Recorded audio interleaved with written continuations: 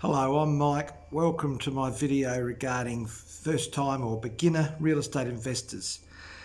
I've been in the business for real estate investing for over 30 years, and as you may have realised, the hardest part about getting involved in real estate investment is making the initial move, getting up and running, going to the bank, getting the advice you need, going into seminars, finding all about real estate investment and getting underway.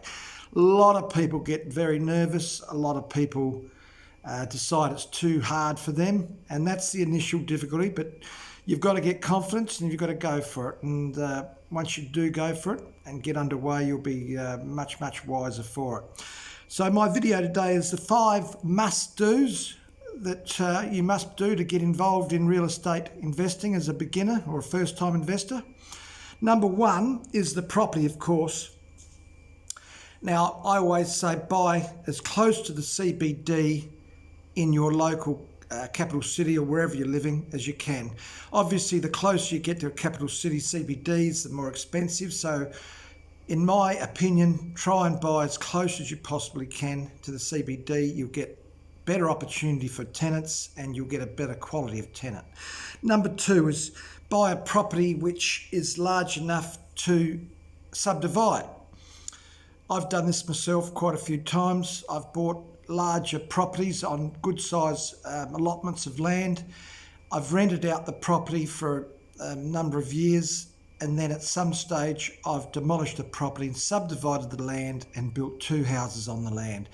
That's a great investment, and obviously as you get older and financially more attractive in the affordability market to go to the banks to borrow money, then you can borrow more money, build 1 or 2 new houses, and of course that gives you better income and rental returns. Number 3 is buy a property which has got a granny flat on the back. It's something I've also done, and it's probably one of my best investments in real estate is to buy a 3 or 4 bedroom house with a granny flat.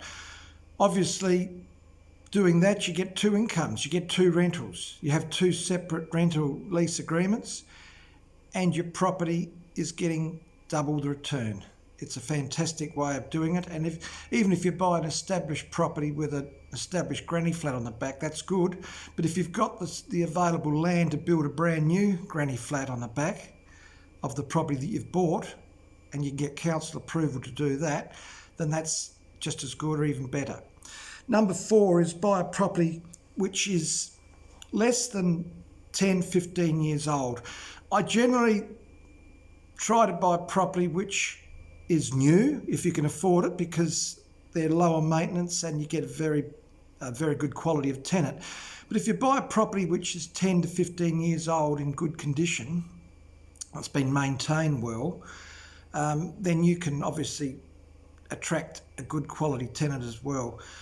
Buying properties in that age group, as long as they've been maintained, you give them a coat of paint, you look at the carpeting, etc., and you can bring them up to a standard which is good enough to attract good quality tenants, then you'll be well off as well.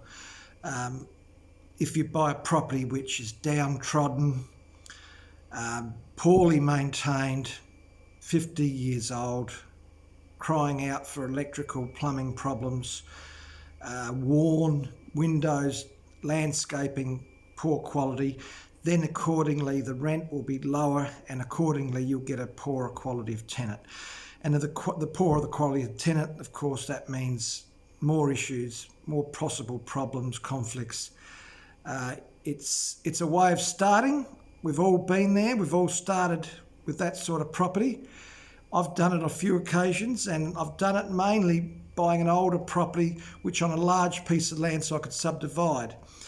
But I've had to rent out the property initially, and I haven't attracted the best of tenants, and they always can cause trouble. But eventually, as years go by, you demolish the house, you subdivide the land, and you become a better investment for you. Number 5 is buy a property which is easy to maintain.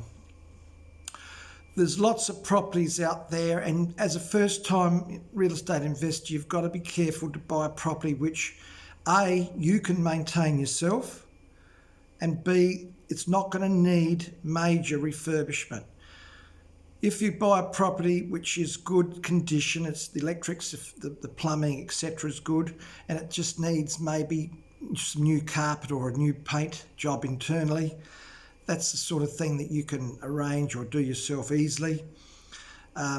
As a first-time investor, keep your costs to a minimum, keep your budget in line, and make sure the property, doesn't have to be a 5-star property, as long as it's neat, tidy, and easily maintained. You'll find it much easier to get tenants. And if you're going to do your own property management, you can look after the property yourself and keep it, well maintained for the tenants and keep that tenant there. So there's the 5 must-dos which I have tried to stick by over the years. And if you're going to get into real estate investment as a first-time person, it's mentally challenging. But I'll just say one thing to you. As my accountant said to me many years ago, and I was self-employed, and I had some good times and I had to pay some tax to the government, of course. And the thing that he told me years ago was, make up your mind. What would you prefer to do? Pay tax to the government or pay bank interest to the bank after you've bought your property investment? One's an asset.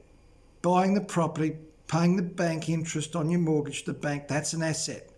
Working hard, paying enormous taxes back to the government is money gone. And that was the best advice that I had many years ago. And from that day onwards, I went out and went to the bank and I borrowed some money and I got underway. So take that into account. So thanks for listening, and I'll be back again with another video soon.